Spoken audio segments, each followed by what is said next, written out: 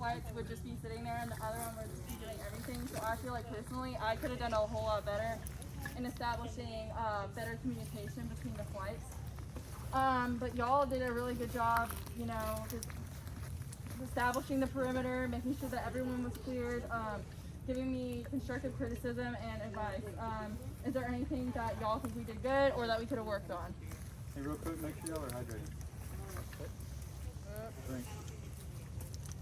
So Rancy. I think we probably needed a bigger sense of urgency. I agree with that. Yeah, I think to a degree we were like too spaced out, like you said. Our group was pretty much over there, just kind of hanging out. We probably could have moved in and done more with y'all. So. Yeah. I guess we could talk more amongst ourselves or to each other. It doesn't have to just go to you to another person. We can just talk amongst ourselves more. Yes, could I understand? To help with the communication, we could have assigned within each little squad a person who would run between those squads. I did have that. That was Cadet fight. He was in the back though because I put him on rear security. So I could have done a better job maybe assigning someone else for rear security. Anything else? Just make sure you're drinking water, so. Hey guys, I want to say one thing. What I was saying earlier about the energy levels, Cadet Harris did an awesome job being really loud, really vocal, and really motivated. You could tell he really wanted to be here. Try to emulate that, okay? Cadet Harris, awesome job, man. It was good. All right, I got a couple things I want to talk about. One thing, I think the only person with a notebook was Ellison. Maybe Bransky had one. I don't know if that was Ellison's notebook. But it would probably be a good idea for all you guys to get notebooks for stuff like this, just so if you're the flight commander and you're given like the azimuth and the steps, you can just write it down. That way you don't forget it for sure. And then also, like, anybody can do the calculations. You don't have to rely on just one person. I did like how at the beginning you asked who was like felt confident with 9 lines or the compass or whatever, and chose someone based off that. Like when you're the leader, you don't just have to say like, all right, y'all watch, I want you to do this. You can say like, does anybody feel super confident with IED 9 lines? And then that way you have a person who's going to do a really good job.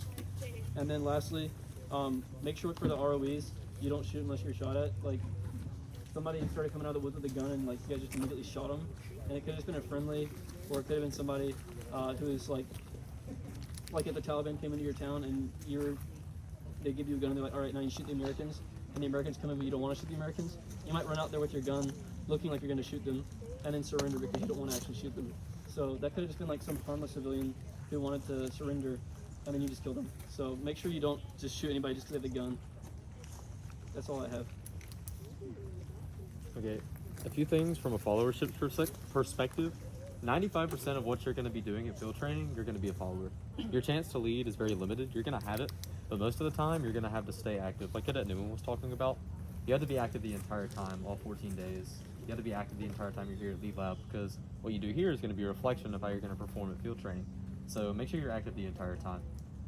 Being an active follower is what's going to make or break your leader. So I had a scenario where the leader was extremely having a tough time performing and just really struggling to take control of the situation. We didn't help her at all. We were just also zoned out. We were checked out. It was a later day. It was awful. We got completely blamed, our flight, not her. So make sure you're active the entire time. One thing at the very beginning, does anybody have pen and paper? If you have it, write down the mission when you've got it, because chances are when the chaos starts happening, you're going to forget. Have something to reference, repeat it back to your flight commander, repeat it to each other, make sure you know what's going on. If you see your leader is struggling because there's a ton of stuff going on, it's a lot of information, step up. If you're a fire team leader, take control of your fire team. Do what you got to do. Don't step on toes, but make sure you're being active, helping them through that difficult situation. Find something to do. If you feel like, oh, I'm just standing here not doing anything, find something. Start talking to the guy next to you. Do you see anything? No, I don't see anything. Hey, what can we do to help? That's all I got for you. All right, it's gonna come this way.